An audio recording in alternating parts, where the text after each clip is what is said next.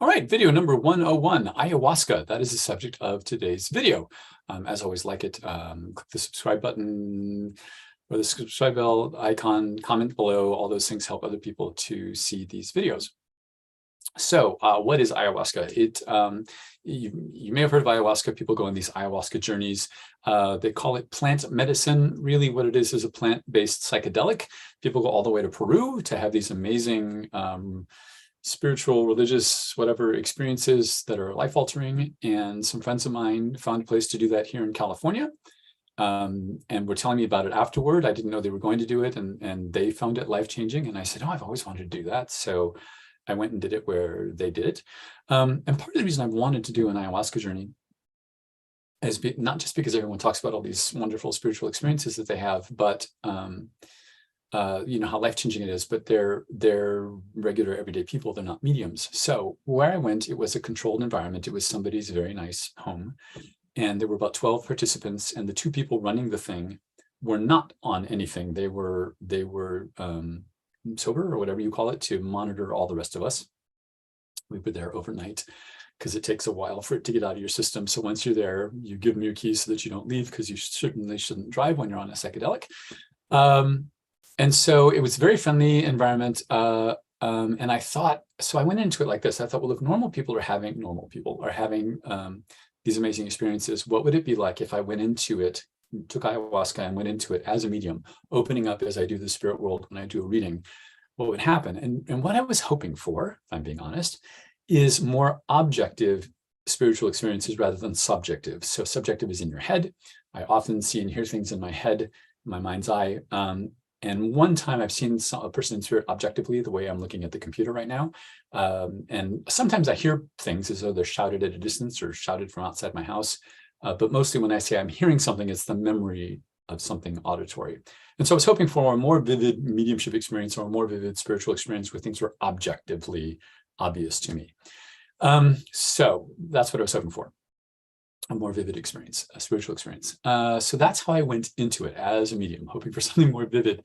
And so I took the ayahuasca and I didn't like it. Although I'm not just recommending it, I intend to do it one more time, just to go in like anyone else would without any expectations at all.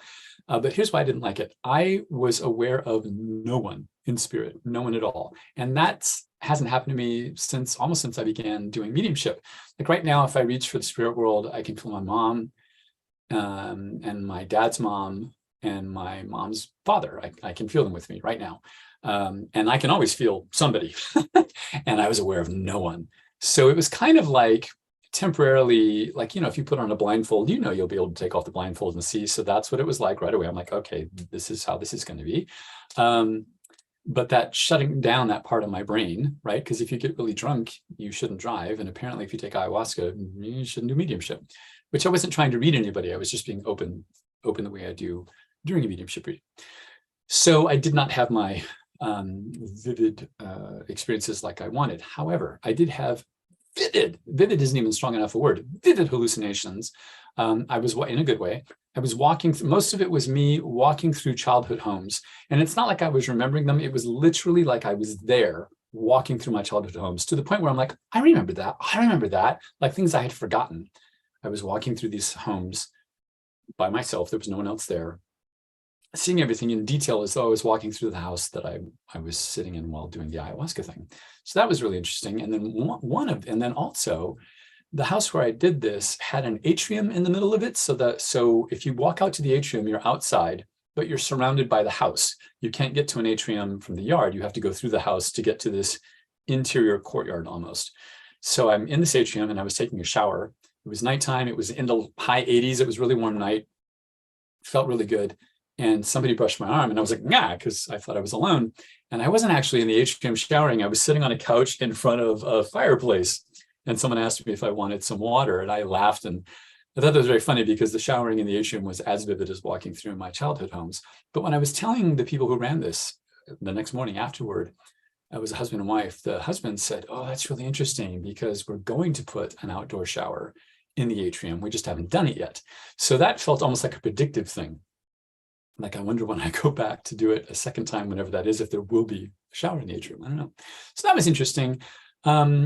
If you're interested in an ayahuasca journey for non-mediumship reasons, I would still say do it because it was a good experience. It was an interesting experience, and everyone else in the group had what was for them amazing experiences, right?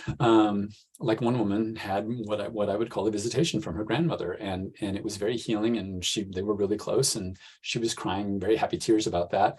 But I was sitting there as we were catching up in the next morning in this circle talking about our experiences, and I was thinking, well, that's great, but that's like any Tuesday for me, right? Like that's any day for me.